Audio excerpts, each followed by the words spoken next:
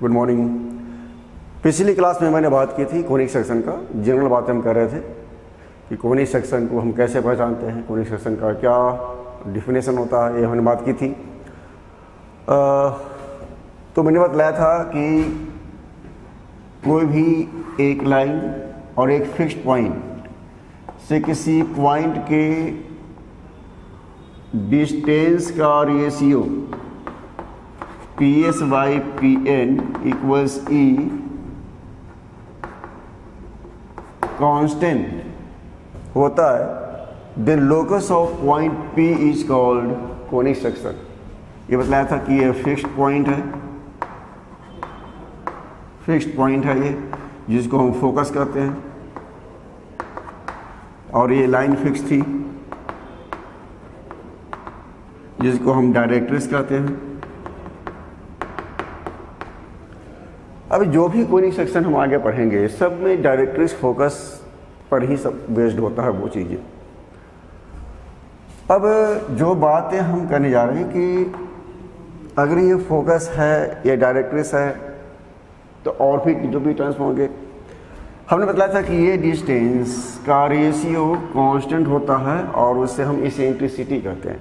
E is known as eccentricity. Eccentricity हमने बताया था कि अगर इक्वल्स 1 है then parabola, equals E less than 1 होगा then equals 1 then parabola, less than 1 then ellipse and greater than 1 then hyperbola. ये बातें हम पिछली क्लास में कर चुके थे। चलिए एक एग्जांपल देते हैं।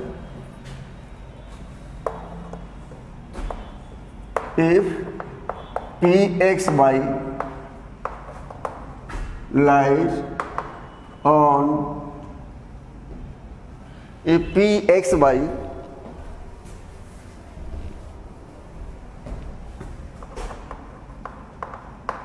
satisfy the equation root x plus root y equals 1। मतलब कोई पॉइंट P है एक्स वाई जिसका कोऑर्डिनेट है, वो इस इक्वेशन को सेटिस्फाई करता है। Then find locus of the point P। कह रहा है कि अगर कोई point Pxy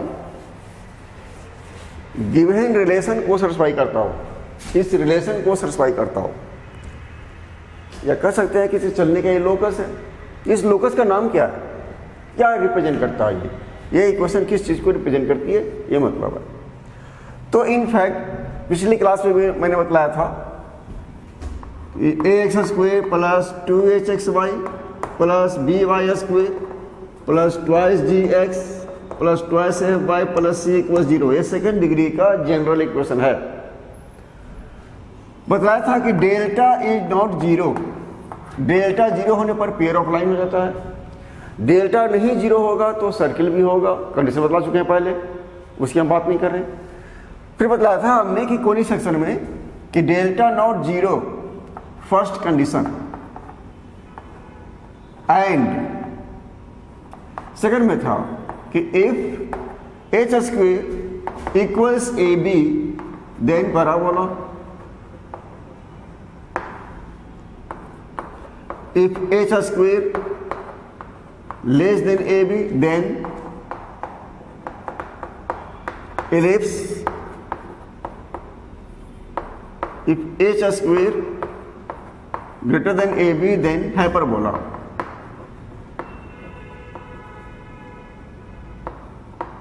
hyperbola if h² greater than AB and A plus B equals 0 then rectangular hyperbola।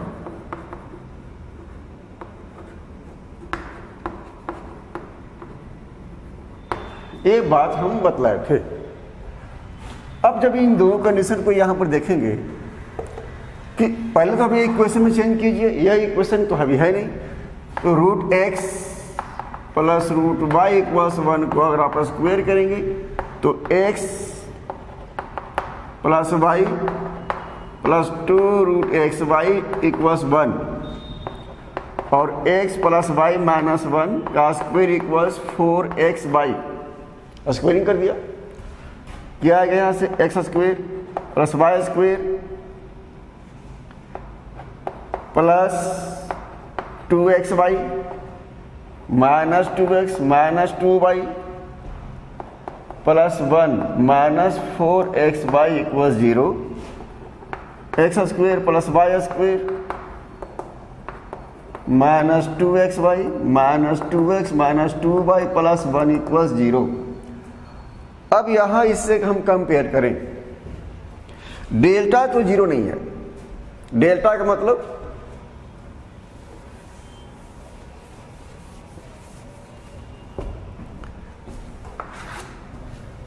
पहले हम चेक कर लेते हैं डेल्टा के बारे में कि डेल्टा 0 है या नहीं है। तो डेल्टा मतलब क्या कि ए बी सी A1 B1 C1 तो 1 A B C plus twice F G H 2 F coefficient of G coefficient of Y तो ए है -1 G -1 twice F G H H भी है -1 तो 2 into -1 into -1 into -1 that is -1 minus A F square A1 और f है -1 तो -1 का square 1 minus B G square B1 G -1 उसका स्क्वायर फिर -1 minus C H square again C1 then 1। अब यहां से a मेरा नेगेटिव नहीं है, नॉट इक्वल्स 0, यह 0 नहीं है, इसका मतलब पेयर ऑफ लाइन नहीं है। जब ये पेयर ऑफ लाइन नहीं है तो अब देखिए कि h का वैल्यू यहां पर है कितना, तो h equals -1 A1 and B1, A भी 1 है B भी 1 है तो h square equals 1 and a into B equals 1 therefore h square equals a b आ गया। ये कंडीशन कहाँ था, पैराबोला का था। It means locus of point P, that is this equation represents a parabola। यह पैराबोला का इक्वेशन है, यह पैराबोलिक कर्व है जिसका मतलब पॉइंट P का लोकस का इक्वेशन ये दे रखा है और यह रिप्रेजेंट करता है पैराबोला को। तो इस तरह से हम लोग से आइडेंटिफाई करते हैं, कोई भी सेकेंडरी इक्वेशन दे रखा है हम उसको पता कर सकते हैं कि वो किस चीज़ को रिप्रेजेंट करती है। पेयर ऑफ स्ट्रेट लाइन है, सर्किल है, पैराबोला, कोनिक सेक्शन है, कोनिक सेक्शन में है तो कौन सा है, पैराबोला है, एलिप्स है या है पैराबोला है, तो इस हम उसको पहचान लेंगे। चलिए अब आगे बढ़ते हैं। अब हम बात करते हैं कुछ जनरल बातें। जनरल बातें यह हैं, चलिए अब हम बात करते हैं पैराबोला का। स्टार्ट करते हैं हम इसेंट्रिसिटी ई पैराबोला। जब e इक्वल्स 1 हो गया तो पैराबोला होगा। मतलब ये हो रहा है कि अगर इस कंडीशन को यहाँ पर देखेंगे, पॉइंट P है या S है या N है, तो कह रहा है कि PS by PN equals E और E पैराबोला केस में होता है 1। दिस इंप्लाइज दैट PS बराबर PN। मतलब P पॉइंट का डिस्टेंस इस फोकस से इस फिक्स पॉइंट से और फिक्स लाइन से इक्वल होगा, मतलब दिस इक्वल दिस की हम बात कर रहे हैं। The locus of point P is known as parabola. तो पैराबोला क्या हो गया इधर से, equidistant point, locus of equidistant point from a fixed point and fixed line is called parabola. Equidistant point है। अब इसमें एक चीज ध्यान रखिए कि एक्सिस क्या होता है। एक्सिस कहता है कि कोई भी लाइन डायरेक्ट्रिक्स के परपेंडिकुलर हो, a line perpendicular to directrix passing through focus is known as axis. अगर पैराबोला में पढ़ रहे हैं तो एक्सिस ऑफ पैराबोला, इलिप्स होगा तो एक्सिस ऑफ इलिप्स, हाइपरबोला होगा तो एक्सिस ऑफ हाइपरबोला। तो a line perpendicular to directrix passing through focus is known as axis. ये हो गया एक्सिस। अब एक्सिस की डिफिनेशन के बाद कहता है कि वर्टेक्स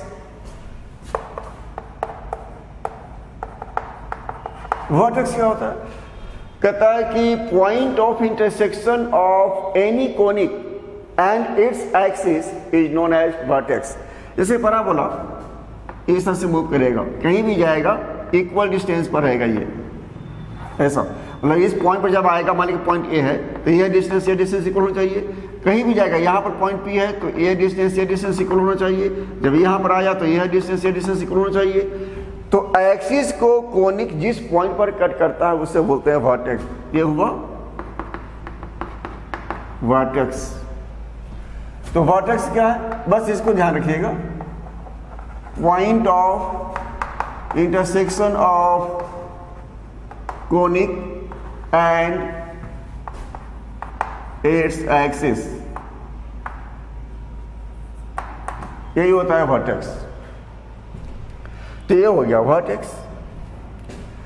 अब एक स्टैंडर्ड, अब हम चाहते हैं कि पराबोला के इक्वेशन लिखने के लिए तो एक और बात ध्यान देते हैं, फोकल कोड।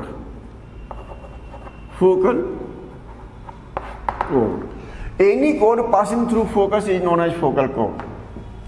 कोई भी कोड जो फोकस से पास करे उसे फोकल कोड कहेंगे।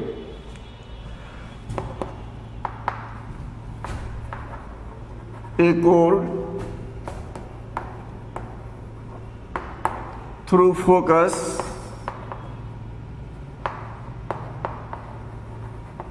is called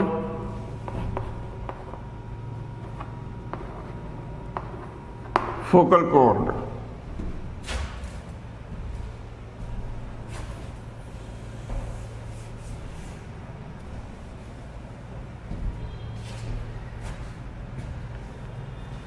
ये हो गया फोकल कॉर्ड। लेटस रेक्टम,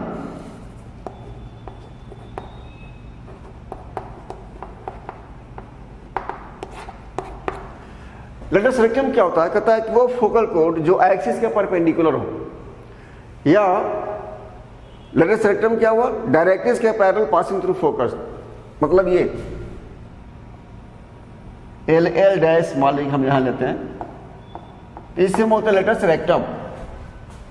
तो कहता है a focal chord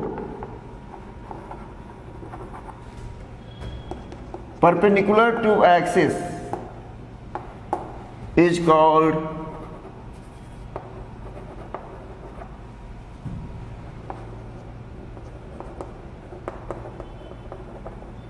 हालांकि ये डबल ऑर्डिनेट है। क्या फर्क होता है?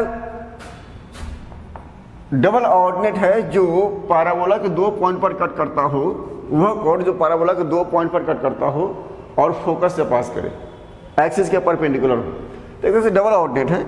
आप बस याद रखिएगा फोकल कोड perpendicular to axis is called latus rectum. तो इन डिफिनेशन का रखिएगा, क्योंकि ये डिफिनेशन जब प्रॉब्लम दी जाती है तो उसमें इन डिफिनेशन का यूज किया जाता है। एक्सिस, वर्टेक्स, फोकल कोड एंड लेटस रेक्टम मोस्टली ये यूज होते हैं। बाकी जो आएंगे उसमें हम क्वेश्चन के साथ करते चले जाएंगे। अब हम देखते हैं कि standard equation of parabola. Standard equation of parabola, standard equation of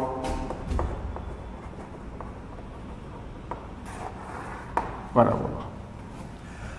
जब हम स्टैंडर्ड इक्वेशन की बात करते हैं तो उसमें कुछ एज्यूम्शन होते हैं। फर्स्ट एज्यूम्शन ये है कि वर्टेक्स को हम ओरिजिन मान लेते हैं,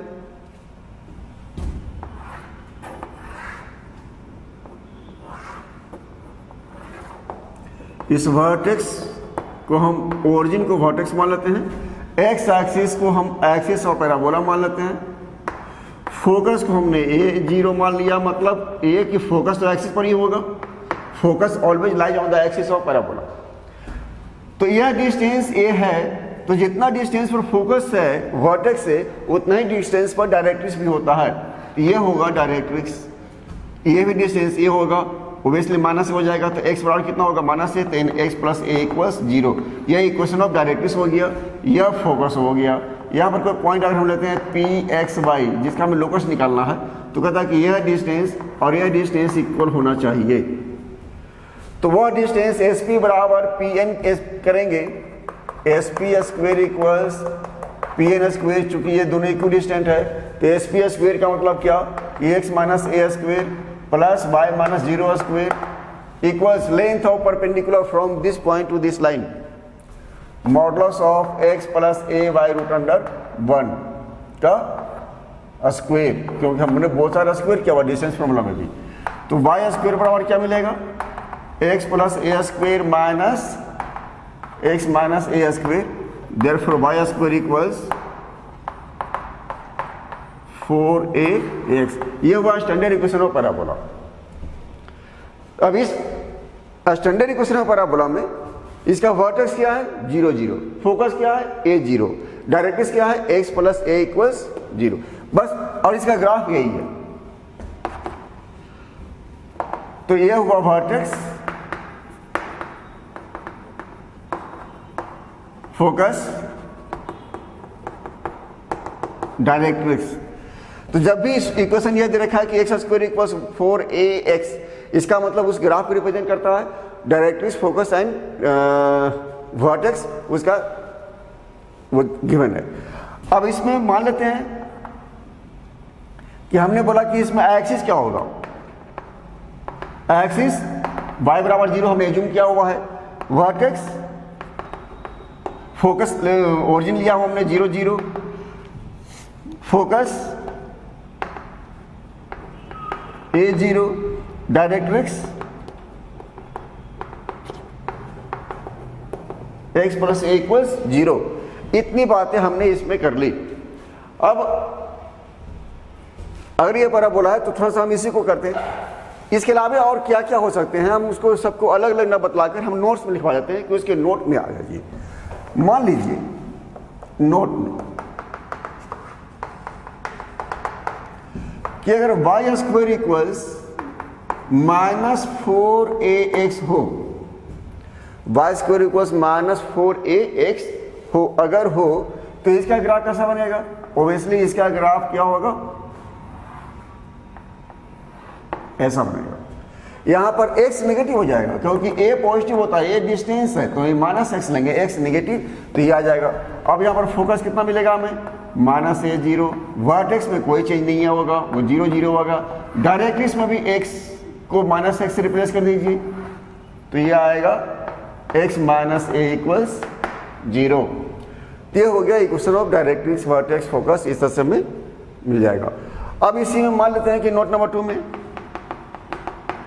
एक्स वाई को हम इंटरचेंज कर दें। हम अगर कर दें वाई स्क्वेयर इक्वल्स 4ax, तो देखिए यहां पर यह एक्स वाई को इंटरचेंज कीजिए और हमने लिखा एक्स स्क्वेयर इक्वल्स 4ay, हमने एक्स वाई को इंटरचेंज कर दिया। जब एक्स वाई को इंटरचेंज करें इसका मतलब क्या हो रहा है कि एक्स एक्सिस वाई एक्सिस को आप इंटरचेंज कर दीजिए, जो ग्राफ एक्स एक्सिस पर था वो चल जाएगा वाई एक्सिस पर। तो अब इसका ग्राफ जो बनेगा इस केस में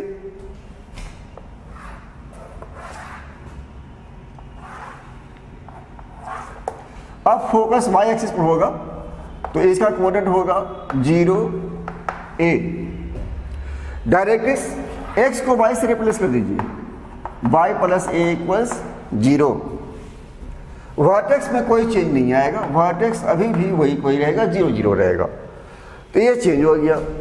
अब हम इसकी बात करेंगे कि लेटेस्ट रेक्टम वगैरह, तो यहां पर क्या होगा, ये ऐसा हो जाएगा। नोट नंबर 3 में अगर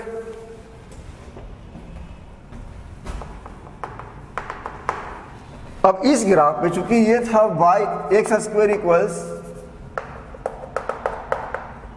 4ay का ग्राफ, इसमें अगर हम माइनस लगाएंगे x square equals minus 4ay, इसका मतलब हो रहा है कि 4a माइनस वाई।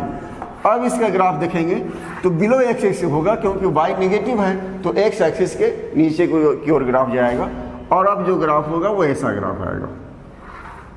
इसके फोकस क्या हो जाएंगे, अब ए वाई को माइनस कर लीजिए तो माइनस ए, वर्टेक्स में कोई चेंज नहीं होगा, डायरेक्ट्रिक्स में फिर चेंज कीजिएगा, वाई को माइनस वाई कर लेंगे तो वाई माइनस ए इक्वल्स 0। यह हुआ इक्वेशन ऑफ डायरेक्ट्रिक्स। तो इस तरह से चारों स्टैंडर्ड इक्वेशन हमने आपको बतला दिया ये अगर स्टैंडर्ड इक्वेशन है तो उसका फोकस वर्टेक्स कैसे चेंज होता है इसको आप देखिए। अब आगे बढ़ते हैं।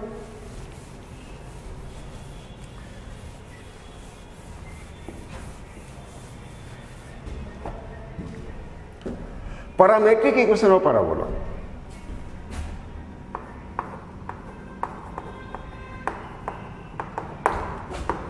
पैरामेट्रिक इक्वेशन, पैराबोला का पैरामेट्रिक इक्वेशन क्या होता है?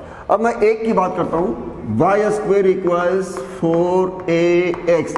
अब इसी मैं एक पर डिस्कस कर रहा हूं, बाकी तीन जो डिफरेंट अलग केस हैं उसमें आप सिमिलर एनालिसिस कर लेंगे इसी के अकॉर्डिंग कि उसमें क्या चेंजेस होंगे।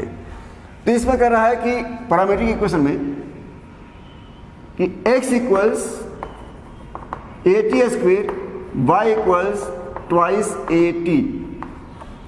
अब देखिए x equals at square, y equals twice at, क्या यह इसको सेटिस्फाई करेगा? यस, इसको सेटिस्फाई कर रहा है। इस इक्वेशन को यह सेटिस्फाई करता है। अब जब यह इक्वेशन को सेटिस्फाई कर रहा है इसका मतलब ये कि इसका इक्वेशन पैरामेट्रिक इक्वेशन है, ये नहीं कर सकते। जब तक पैरामेट्रिक इक्वेशन का मतलब क्या हो रहा है कि इक्वेशन को सेटिस्फाई करे, साथ ही में कर्व को कंप्लीटली रिप्रेजेंट भी करे। अब इस कर्व को रिप्रेजेंट करता है कि नहीं करता है, अब वो भी देख लीजिए। इसका ग्राफ क्या बनेगा? तो जिसका ग्राफ बनेगा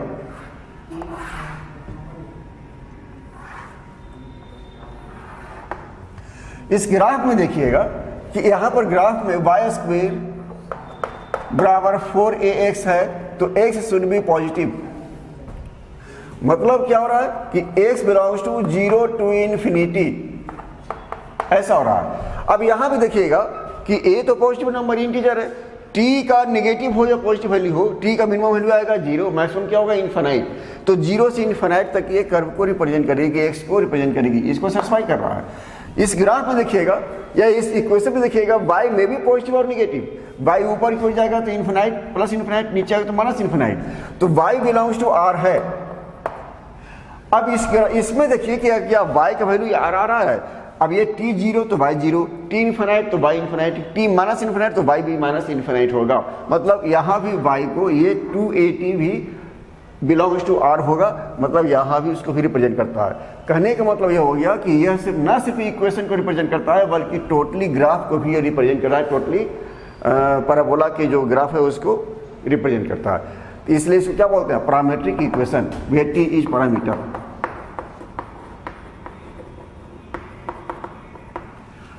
अच्छा, इसमें बात याद रखने वाली बात यह है कि ये पॉइंट की जरूरत हमें क्यों पड़ी, क्या पड़ी, वो इंपॉर्टेंट नहीं है। इंपॉर्टेंट इस बात का है कि अगर इस पर हम कोई पॉइंट लेंगे, पैराबोला P पर कोई पॉइंट हमें लेना है P, और इसको हम कह सकते हैं T। इसका मतलब हो रहा है कि any point on parabola, any point on the parabola can be taken as at square twice at। हम किसी भी पॉइंट को at square, x value at square, y value twice at, हम x y इस पर पॉइंट ले सकते हैं। x y का मतलब at स्क्वायर ट्वाइस at हम ले सकते हैं। इस पॉइंट को हम कहते हैं पॉइंट t, पॉइंट t। अब देखिए, जब यहां पर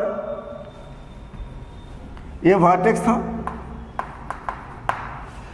इस फोकस को मान लेते हैं a0, जब ये हम लिया परपेंडिकुलर लाइन। अब हम देखते हैं कि t का वैल्यू कहां से कहां तक क्या रिप्रेजेंट करता है। तो वर्टेक्स पर जब x बराबर 0 है, वर्टेक्स 0 0 है, तो यहाँ t का वैल्यू 0 होगा। यहाँ पर t बराबर क्या होगा? 0 होगा, क्योंकि at स्क्वायर या ट्वाइस at, y 0 है तो t भी 0 आएगा। अब हम बात करते हैं यहाँ पर, ये पैरामेट्रिक इक्वेशन है। इस P में मान लो कि अगर लेंथ ऑफ लेटस रेक्टम हम a मान लिया, हमने जो हमें बताया था लेंथ ऑफ लेटस रेक्टम की बात कर रहे थे हम। तो लेटस रेक्टम में देखिएगा कि अगर x वैल्यू हम a लेते हैं तो y का कोऑर्डिनेट ट्वाइस a आएगा, और यहाँ a लेंगे तो माइनस ट्वाइस a होगा। a and minus twice a की बात करें हम। तो अब आप यहाँ से कंपेयर कीजिए कि अगर x बराबर at स्क्वायर है या y बराबर ट्वाइस at है, तो ट्वाइस at बराबर ट्वाइस a है l के लिए, twice a t equals to a, this implies the t equals 1। तो यहाँ टी बराबर 1 होता है, सिमिलरली यहाँ टी इक्वल्स -1 होगा। तो ग्राफ में देखेंगे कि पैराबोला के ग्राफ में कि यहाँ 0 है, यहाँ से यहाँ की वैल्यू 0 और टी के बीच में वैल्यू, टी का वैल्यू आएगा 0 और 1 के बीच में, T less than 1 greater than 0 ऐसा आएगा। जबकि यहाँ पर -1, यहाँ है -1 घटते जा रहा है, डिक्रीज कर रहा है टी का वैल्यू, -1 और 0 के बीच में वैल्यू आएगा। इसके बाद क्या होगा, टी लेस देन -1, इसके बाद के ग्राफ के लिए यहाँ टी ग्रेटर देन 1 आ जाएगा लेटेस्ट रेक्टम के बाद के वैल्यू। मतलब लेटेस्ट रेक्टम पर टी का वैल्यू +-1 होता है और वर्टेक्स और पैराबोला के बीच, वर्टेक्स एंड लेटेस्ट रेक्टम के बीच में modulus of T less than 1 होता है। यहाँ इस ग्राफ के लिए यहाँ पर modulus of T less than 1 होता है, याद रखिएगा। तो ये हो गई टी की बात। अब ये बात कि टी हम लोग क्यों ऐसा, टी तो हमने लिया, हम इस क्या फायदे होते हैं इससे। तो जहाँ कहीं भी पैराबोला का रोटेशन कराना हो, इमेज लेना हो, कुछ भी करना हो, उस केस में हमें यह पैराबोला का यह फॉर्म, पैरामेट्रिक फॉर्म जो टी के फॉर्म में हम लेते हैं पॉइंट टी, यह बड़ा इंपॉर्टेंट रोल प्ले करता है। अब थोड़ा सा वापस हम इस पर चले आते हैं कि मान लीजिए नोट में कि कोई जरूरी नहीं है कि हमें y² बराबर 4ax ही दिया जाए,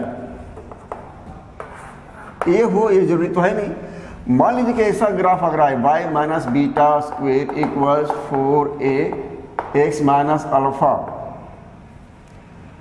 तो इसमें vertex, directrix, focus and parametric form क्या आएगा, ये आपको ध्यान देना है।